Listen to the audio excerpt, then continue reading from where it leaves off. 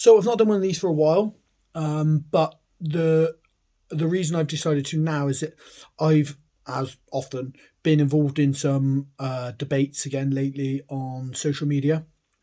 And I've noticed more and more that the issues surrounding them, or the issues surrounding the arguments that many people have, or many that I'm involved in, it's based solely around language, rhetoric, diatribe, spiel, the nonsense.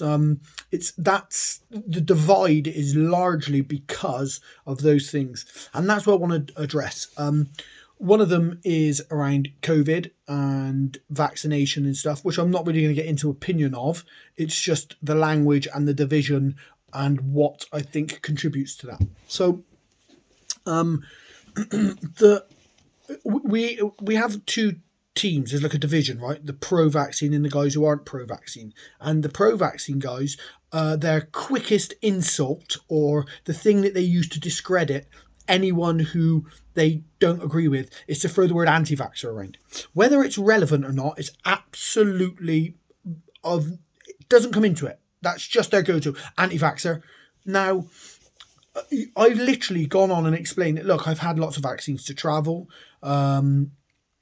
Friends have had vaccines, families have vaccines. I've driven people to have this COVID-19 vaccine. I've just chosen not to have this COVID-19 vaccine because of my own situation and stuff that I've read and stuff. But I've taken people and I've recommended they get it. And within the same status, the same argument with the same person, they've labelled me an anti-vaxxer.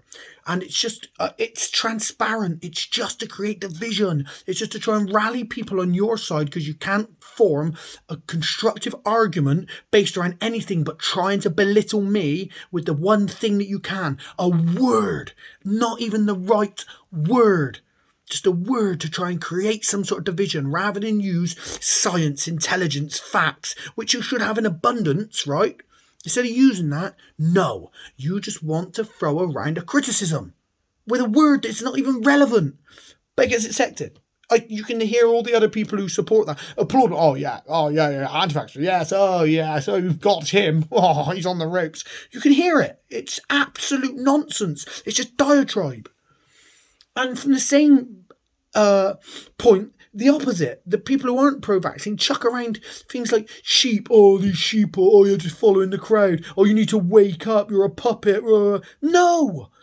It's just nonsense to just try and discredit that person because their belief system is not the same as yours. The evidence they reviewed is not the same as yours. So you label them. You throw around an insult just to try and rally support from the people you already have support from. Well, let me fucking tell you, right? Getting support from the people who already support you is absolutely useless. You cannot have a progressive discussion and the subject matter can't evolve if you're only being supported by the people who already support you. So getting the pat on the back because you've used absolute nonsensical diatribe like anti-vaxxer, sheeple, woke, chuck is useless. You're not rallying support. You're not educating people. You're just getting the same people who support you to pat you on the back. Now, there still exists a group of people who grew up with only 4 channels, small media outlets, and they use them as their source of information.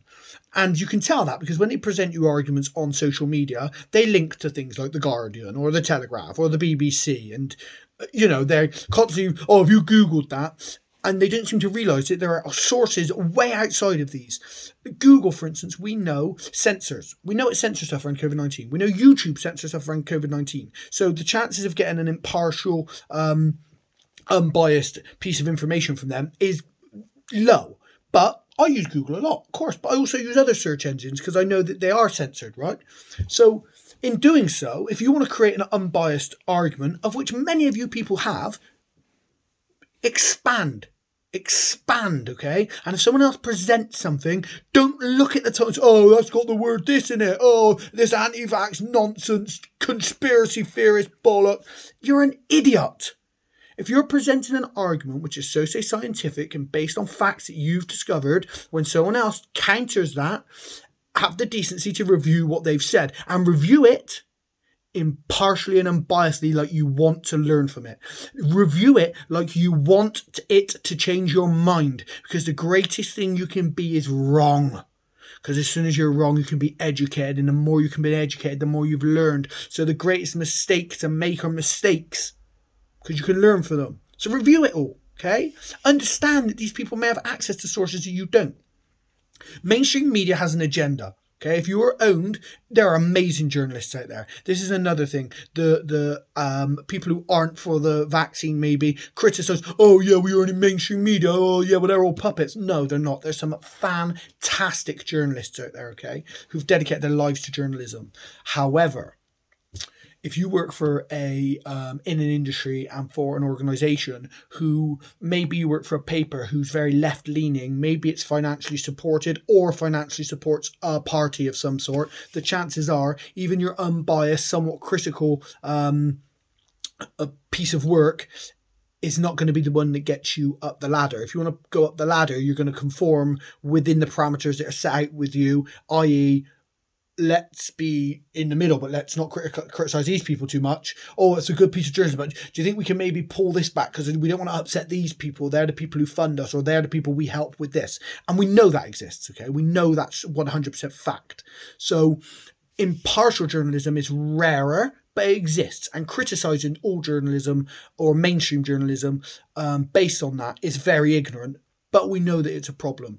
And if you want further proof of that, if you read stuff like Noam Chomsky wrote some pieces of work, one of which is Manufacturing Consent, really good, and another piece of work by him is Media Control, both of which are really good, really worth reading, and it gives you a better understanding of what media actually is and how it's represented. Really worth looking at. The other piece of that, though, is my evidence.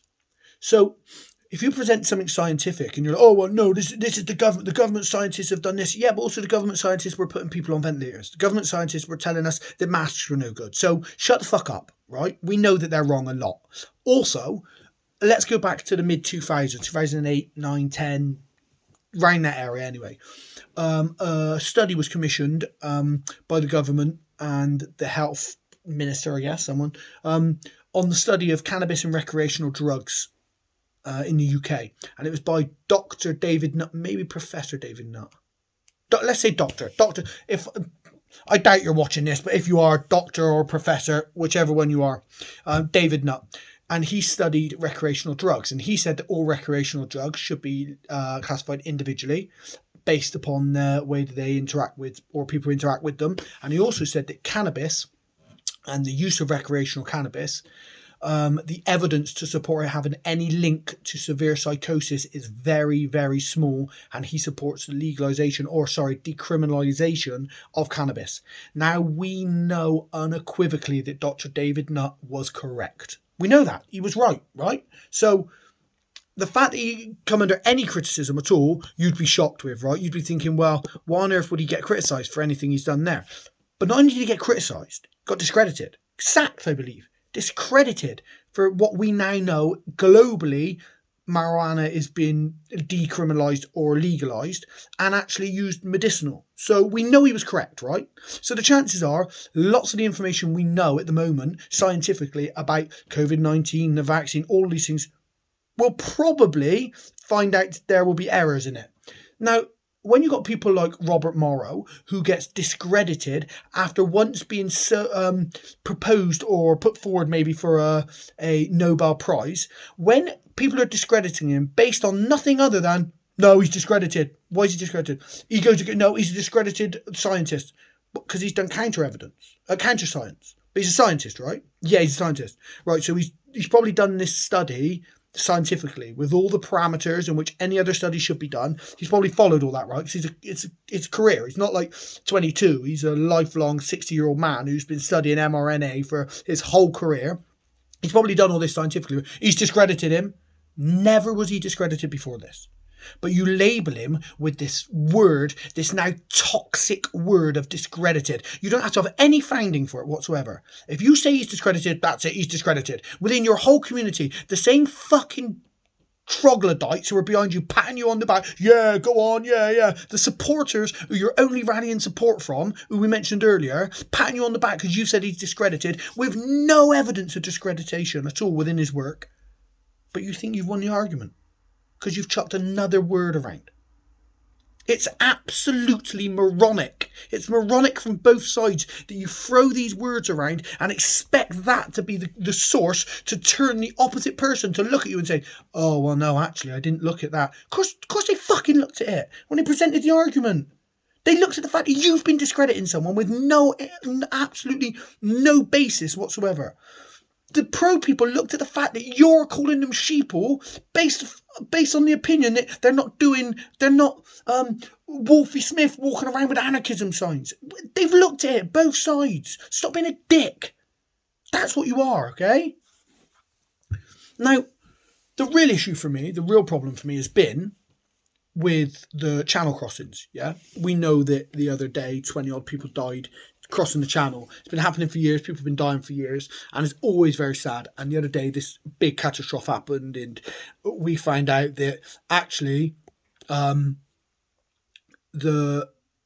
government hasn't been doing some of the things that it said it was, not stuck to the commitments. Shock. And also, neither of the French and stuff. So we get it, but my issue is with the rhetoric and the language, because that's what this is about. So on social media, people blurting out, oh, well, that's what you get if you try and come here with 20 of you in a boat. Oh, well, serve your own rights. You should go through the proper parameters. It's just vile. It's vile. And it's just language again. Even the people who aren't critical, but they label them migrants, immigrants. No, listen. Fuck you. They're people. People. Geographical and political status has absolutely no relevance whatsoever when we're talking about the death of people fleeing a war zone that we helped create and crossing one of the most dangerous shipping lanes on earth. Their political and geographical status have no bearing on this subject. So they are people. They're people like your next door neighbour. People like the Doris at the end of the road, okay? They are people. Stop this absolute nonsense. Oh, migrants, illegal immigrants. They're not even illegal immigrants. They're not illegal immigrants. Illegal as in they didn't follow the correct procedure. Yeah, okay, I'll grant that to you. But they're not illegal because they haven't gone through the application and been told, no, you can't stay here, you have to leave, and then refuse to go. That would be illegal. For some reason, we have this where if you come into the country, even if your intent is to come into the country, go straight to, I don't know where you fucking go, to Home Office or some fucking place downtown. I don't know, wherever it is you go. If your intent is to land on Dover and then walk straight to that office and say, can I fill out the forms for immigration? You're not an illegal immigrant until you get filed as no, you can't stay. I'm not worried about what they say. Oh, well, illegal immigration's coming into the country without following the correct process. I'm not interested. That's nonsense. It's noise, okay? You're not an illegal immigrant until you've come here and been told you cannot be here and you have to go. That's illegal immigration, okay? The rest is just people seeking a better life. And by better life, I don't mean they want night trainers instead of deodoras. What I'm saying is these people are getting their houses blown up. Their neighbour probably got blown up 2 weeks ago and they can hear the bombs making their way down their street. That's what we're talking about here. And these people are fleeing that. And these people are saying, oh, you're coming here. We used to rule the world. England, we conquered the world and now we're putting up with this. No, dickhead. We're putting up with this because we conquered the world. Because we've travelled the world and now English is the widest spoken second language on earth. So if you were fleeing and you had no money, no clothes, you had to explain to people exactly why you couldn't be where you had to be, where would you go? Would you go to Poland where you don't speak Polish? Italy where you don't speak Italian? Or would you go to England where you sort of speak English a little bit? And plus they're part of the reason you can't live where you live anymore. Where would you go, dickhead? So you should be, all the time you walk around with your England flag at the pub on a Friday because you finished early. Hey, we conquered the world, hey, rule Britannia. All the time when you do that, this is what you get. This is it. This is why we did that, right? We did that because now these people who speak our language from all over the world, when you want to go on holiday and put your fucking towel on a sun lounger and talk to the person next to you, no matter where they're from in the world, in English, well, this is what we get. This is exactly what we get. And yet we chuck around labels like migrant, immigrant. Lazy. Oh, they just want to come over and steal our benefits. Having passed through countries that offer them better benefits, okay? And you say, oh yeah, well we're full up. No, we're not. No, we're not. Because I'm going to use round figures here because you're probably not intelligent enough to understand this if I'm having to explain it. If we say are allowed 100,000 immigrants in UK post application, so they're approved. If we're allowed 100,000, if 100 come and land on the beach of Dover, that's not now 100,100. That tally gets taken off of our 100,000. Okay, that's it. That's how it works. There's a certain amount of applications that get approved, and within those applications are the people who have come here without going through the normal channels. That's it. The limit is the limit. It doesn't get extended whether you come on here on a magic carpet, on a big cumulus cloud. It's irrelevant, okay? You can come here on an inflatable fucking dick towed by a jet ski. When you get here, if you go to apply for citizenship, you will come off of our tally as soon as it gets granted. As soon as you're allowed to stay here, it will come off of our tally of immigration. That's the way that it works. It's not extra, knob. So let's stop the boring, critical rhetoric, the division, the wanting a pat on the back from the people who already think like you. You need a pat on the back from the opposition, a pat on the back from people to try and say, fair play. Fair play. At least you looked at that information. You like fair play. Want to be wrong and then find out how to be right. It's that simple. Because I'm telling you this: your 14-year-old daughter's coming home from school and she's hearing you go on about your nonsense, your spiel, your diatribe about how these people come into our country, wanting our benefits, or yeah, these bloody anti-vaxxers. She's listening to you. She's hearing your divisive, boring jargon, and she's looking at you and thinking, this is what I've got to look up to. I've got to look up to you. And hopefully she's looking at you and realising what a disgrace you are. Let's stop the divisive criticism and let's find a way to meet in the middle ground, and let's start celebrating the fact that we opened our mind and looked at what the other side was talking about. In-depth review of our stance, our opinion, and the way that we approach presenting it. Hey, I'm just a guy who's been punched in the face too much, so take from it what you will, but I'm willing to listen to anybody.